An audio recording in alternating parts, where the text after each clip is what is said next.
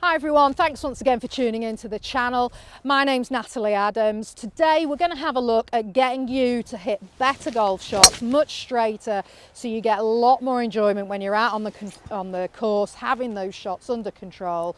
We're going to get your grip improved. So let's go and have a look at how you should be holding that golf club with some more game-changing golf tips.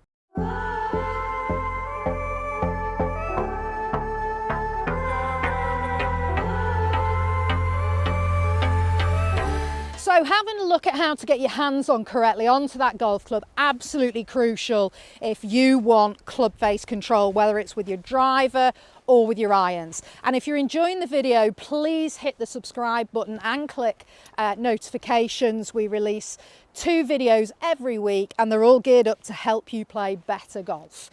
So looking at how to get your hands on. We'll take this from the perspective of a right-handed golfer. If you're left-handed though, it still applies to you. It's just the opposite way round.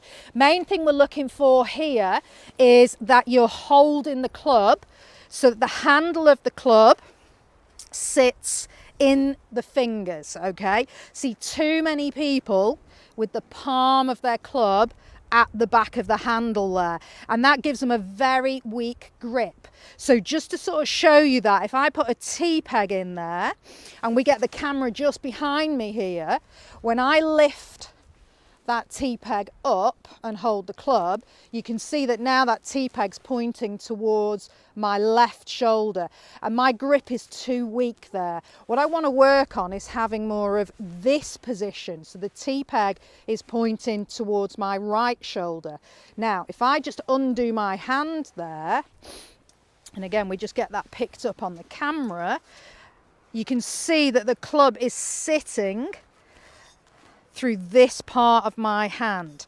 So what I want to do here is, if I point my fingers straight down at the ground, I want to get the handle really in this sort of area here on my index finger, so sort of middle joint area, the first knuckle of my finger, and then where my little finger joins my hand by my callus pad there, okay?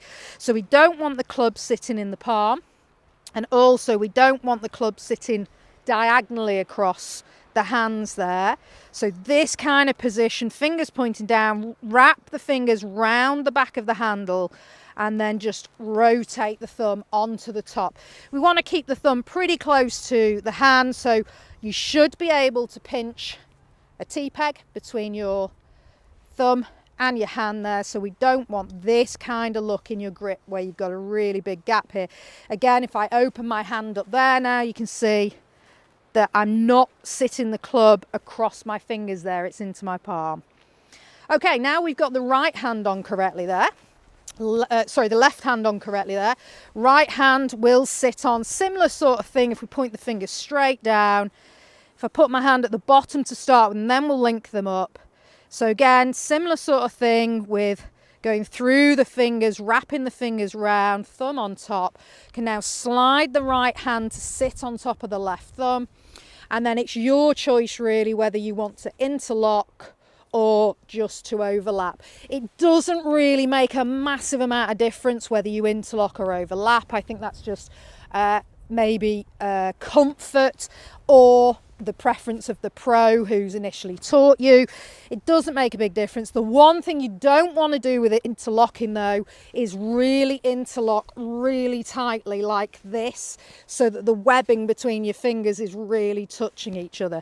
Think about your palm position, think about your hand position, get those positions correct. And then if you're going to interlock, it's just a light interlock there. If I now start to try and really wrap that hand round to get an interlock again, really deep interlock, you can see what's happening to this hand, and I'm sitting with the club right across my palm there and not in my fingers. Have a go with that when you're at home. It's going to feel a bit strange if you're not used to doing that, but it will give you a lot more control over your club face. You're going to hit much straighter golf shots and get more from your game. It's another game-changing golf tip.